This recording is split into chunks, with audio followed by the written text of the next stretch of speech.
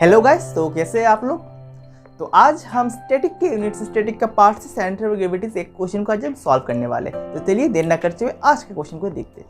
तो आज का क्वेश्चन हम लोग को दिया हुआ है, find the centre of gravity of the reason bounded by the parabola x² = 4y x axis and ordinate x = v। तो हम लोग को सेंटर ऑफ ग्रेविटी निकालना इस गिवन पैराबोला का, जो कि दिया हुआ है x² = 4ay, और इसके साथ ही साथ हम लोग को यहाँ पर ऑर्डिनेट भी हम लोग को गिवन दिया हुआ है, जो कि दिया हुआ है x = b। तो फर्स्ट ऑफ ऑल हम क्या करेंगे, तो फर्स्ट ऑफ ऑल हम इसको डायग्रामेटिक इसको ड्रॉ करेंगे, जिससे कि हम लोग को आइडिया मिल सके हम लोग को सेंटर ऑफ ग्रेविटी किस रीजन का, इस पैराबोला का कौन सा रीजन का हम लोग को सीजी निकालना होगा। तो first of all we have to draw the diagram. तो पहले हम डायग्राम को ड्रॉ करते हैं। तो अगर हम पैराबोला को देखते हैं, गिवन इक्वेशन हम लोग को दिया हुआ है x² = 4ay। तो ये हम लोग को जो पैराबोला हो जाएगा ये कुछ इस तरीके से हम लोग को हो जाएगा। तो ये हम लोग को x² = 4ay थी पॉजिटिव में, तो ये हम लोग को पैराबोला, ये हम लोग ने इसका पैराबोला को ड्रॉ कर लिया, जो कि है x² =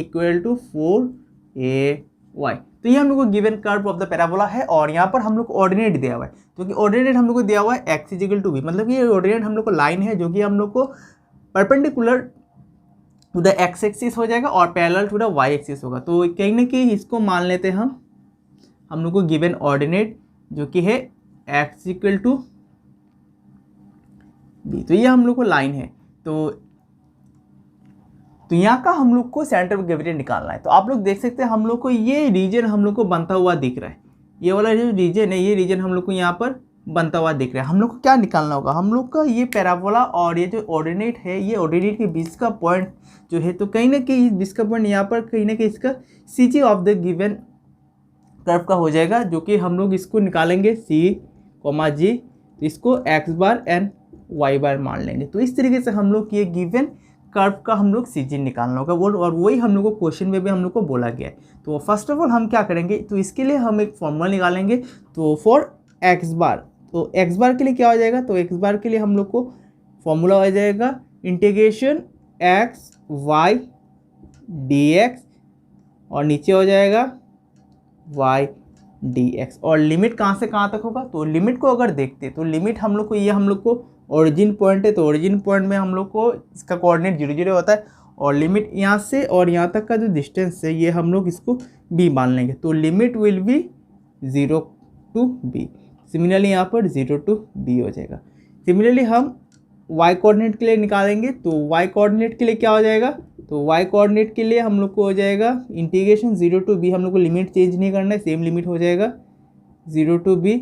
ये हो जाएगा हाफ y² dx, यहाँ पर भी हम लोग को y dx। तो ये फॉर्मूला से हम इस गिवन जो हम लोग को सेंटर ऑफ ग्रेविटी निकालना, इसका एरिया का निकालेंगे। तो फर्स्ट ऑफ ऑल हम क्या करेंगे, तो इसको सॉल्व करते। तो सॉल्यूशन देखिए, इसको स्टार्ट करते। तो यहाँ पर हम लोग को हियर हम लोग को पैराबोला गिवन दिया हुआ है, जो कि दिया हुआ है x² = 4ay,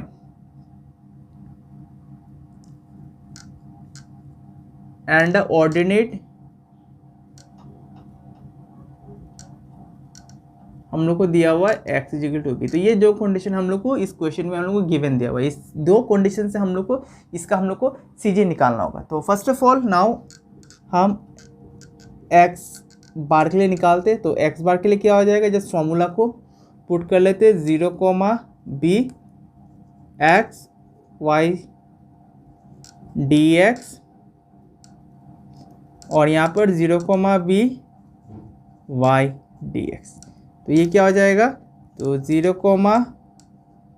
b, ये x का जगह पे x, और y का वैल्यू जो है, ये y का वैल्यू हम लोग from the given equation of curve से y का वैल्यू हम निकाल सकते हैं। तो y का वैल्यू क्या हो जाएगा, तो अगर इसको देखते तो y का वैल्यू हम लोग को कोई ना कहीं हम लोग को, ये हम लोग गिवन कर्व है x² = 4ay। तो इससे y का वैल्यू क्या हो जाएगा, y का वैल्यू हम लोग को हो जाएगा 4a/x²। तो इसका वैल्यू को हम यहाँ पर हम लोग पुट कर लेंगे। तो यहाँ पर हम लोग इसको लिख सकते हैं y के जगह पे x² / 4a, और dx लगा लेते, और सिमिलरली नीचे हम लोग को 0, b। तो यहाँ पर इसका हो जाएगा y का, तो y का अगेन हम लोग को हो जाएगा x² / 4a, और यहाँ पर dx, और यहाँ पर आप लोग लिख सकते हैं। तो इसको सिंप्लीफाई करते, तो सिंप्लीफाई करने से ये वाला पार्ट को इक्वेशन नंबर 1 मान लेते। तो इसको अगर इक्वेशन नंबर 1 मान लेते तो इक्वेशन नंबर 1 से यहाँ पर फ्रॉम 1 से हम लोग इसको इस तरीके से लिख सकते। तो नेक्स्ट स्टेप में क्या करेंगे, तो नेक्स्ट स्टेप में आप लोग देख सकते हैं यहाँ पर हम लोग को ये 1/4 है, ये जो इसको पार्ट को हम बाहर लेके आ सकते हैं। कॉन्स्टेंट इसको बाहर ले लेते तो हम लोग को हो जाएगा 1,4a को हम लोग ने बाहर ले लिया। तो इंटीग्रेशन क्या होगा, तो इंटीग्रेशन होगा खाली यहाँ पर खाली x² बच जाएगा और x बच जाएगा। तो x² और x मिलके हम लोग को x³ dx हो जाएगा और यहाँ पर लिमिट 0 to b।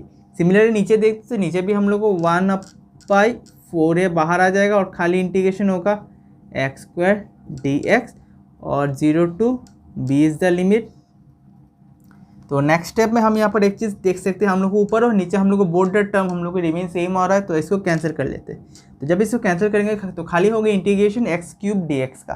तो x³ के इंटीग्रेशन हम लोग को क्या आ जाएगा, तो x³ के इंटीग्रेशन हम लोग को आ जाएगा x⁴ 4/4 0, b डिवाइडेड बाई यहाँ पर x³ 3 0, b और dx आफ्टर इंटीग्रेशन हट जाएगा। तो बाकी का पार्ट यहाँ से कंटिन्यू करते, तो यहाँ पर क्या हो जाएगा, तो यहाँ पर हम लोग को अभी नेक्स्ट टाइम में लिमिट को पुट करना होगा। तो लिमिट हम लोग को 0 to b के बीच है, तो upper limit minus lower limit लगा लेंगे x के जगह पे। तो x का वैल्यू है हम लोग को x⁴, तो लिमिट हम लोग अपर लिमिट हम लोग को b है, तो b⁴ 4/4 और नीचे भी हम लोग को ये हो जाएगा x की जगह पे b³ 3 और यहाँ पर लोअर लिमिट लगाना भूल गए, तो लोअर लिमिट हम लोग को 0 है और यहाँ पर भी हम लोग को लोअर लिमिट हम लोग को 0। नेक्स्ट स्टेप में ये हम लोग को बच जाएगा b/4/4 और नीचे हो जाएगा b³ 3। तो यहाँ पर हम लोग नेक्स्ट स्टेप में क्या लिख सकते हैं, तो यहाँ पर हम लोग एक चीज़ यहाँ पर हम लोग कर सकते हैं, ये जो b³ 3 है इसको अगर ऊपर लेके जाएंगे तो इसको कुछ इस तरीके से लिख सकते हैं b³। तो हम लोग ने इसको ऊपर ले लिया, तो ये पलट के कुछ इस तरीके से हम इसको लिख सकते हैं नेक्स्ट स्टेप में। तो यहाँ पर आप लोग देख सकते हैं ये हम लोग को b³ जो है ये b³ और ये b⁴ ये कैंसिल हो रहा है, तो खाली हम लोग क्या बच जाएगा, हम लोग को यहाँ पर बच जाएगा 3/4b और ये 3/4 क्या है, तो ये 3/4 हम लोग को x बार का यूनिट है। तो इस तरीके से हम लोग ने ये x बार का हम लोग ने निकाल चुके जो कि है 3/4b। तो सिमिलरली हम y कोऑर्डिनेट के लिए y बार के लिए भी हम इसको निकालते। तो सिमिलरली हम y बार के लिए निकालते, तो y बार क्या हो जाएगा, तो y बार हो जाएगा हम लोग को 0, b हम लोग ने लिमिट लिया और ये फॉर्मूला आ जाएगा ½ y² dx। सिमिलरली नीचे भी हम लोग को हो जाएगा y dx। तो नेक्स्ट स्टेप में हम क्या करेंगे, तो यहाँ पर आप लोग देख सकते हैं ये हाफ को हम बाहर ले लेंगे नेक्स्ट स्टेप में और खाली y² dx इसको इस तरीके से लिख सकते और नेक्स्ट स्टेप में हम ना इसको वैल्यू को पुट कर लेंगे। तो यहाँ पर ये हो जाएगा ½ 0, b और y² का वैल्यू क्या है, तो y² का वैल्यू है हम लोग को x²/4a और इसका हम लोग को स्क्वायर करना होगा और यहाँ पर dx लगा लेंगे। सिमिलरली नीचे भी हम क्या करेंगे, तो नीचे भी हम लोग को 0, v और नीचे हम लिख सकते हैं y का वैल्यू x²/4a dx। तो नेक्स्ट स्टेप में हम इसको फर्दर यहाँ से कैलकुलेट करते, तो हम लोग को यहाँ पर ये ½ 0, b और इसको पहले स्क्वायर कर लेते, तो ये हो जाएगा x⁴/4/16a² dx और नीचे क्या हो जाएगा, नीचे हम लोग को हो जाएगा यहाँ पर हम 1/4a को हम यहाँ पर बाहर लेके आ सकते हैं एज ए कॉन्स्टेंट, इसको पहले बाहर ले लेते हैं 4a और अंदर में खाली बच जाएगा 0, v खाली x² dx। हम इसको इस तरीके से हम लोग लिख सकते हैं। तो नेक्स्ट स्टेप में हम क्या करेंगे, तो नेक्स्ट स्टेप में हम लोग ये हाफ और ये 1/4a को बाहर लेके आ सकते हैं और इसके बाद फर्दर इसको कैलकुलेट कर लेंगे। तो पहले तो इसको हम लिख सकते हैं, हाफ को बाहर ले लिया और इसको अगर इसको बाहर लेके आएंगे तो क्या हो जाएगा, ये पलट के हो जाएगा 4a/1 और यहाँ पर खाली क्या बच जाएगा, खाली यहाँ पर हम लोग को बच जाएगा यहाँ पर 1/16a²। हम इसको बाहर लेके आ सकते हैं और इंटीग्रेशन होगा खाली x⁴ 4 का और लिमिट लगा लेंगे 0,b। सिमिलरली यहाँ पर भी होगा 0,b और हम लोग ने 1/4a को बाहर ले लिया तो यहाँ पर खाली x² dx हो जाएगा। तो ये वाला पार्ट को कैलकुलेट करते हैं तो ये और ये हम लोग को कैंसिल होते हुए दिख रहा है तो यहाँ पर खाली 2 बच जाएगा।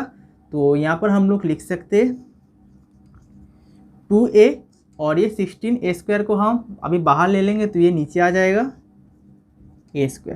तो यहाँ पर भी इसको इंटीग्रेट कर लेते हैं तो x⁴ को हम क्या कर सकते हैं x⁴n+1 ये फॉर्मूला लगाएंगे तो ये हो जाएगा 4+1 हम लोग को हो जाएगा x⁵ और लिमिट 0,b। सिमिलरली यहाँ पर भी हम लिमिट लगा लेंगे, यहाँ पर हो जाएगा x³ और लिमिट 0,b और dx आफ्टर इंटीग्रेशन ये हट जाएगा। तो अभी ये और ये कैंसिल हो रहा है तो इसको हम लोग कैंसिल होके 8 आ रहा है जिसको हम लोग लिख सकते हैं और ये a और ये a² का जो पावर में स्क्वायर है इसको कैंसिल होके हम लोग इसको लिख सकते हैं 1/8a और यहाँ पर नेक्स्ट टाइम में इसको लिमिट को पुट कर लेते तो यहाँ पर upper limit minus lower limit कर लेते। यहाँ पर जगह नहीं हो रहा है, इसे थोड़ा नीचे लिख चुके तो ये हो जाएगा b⁵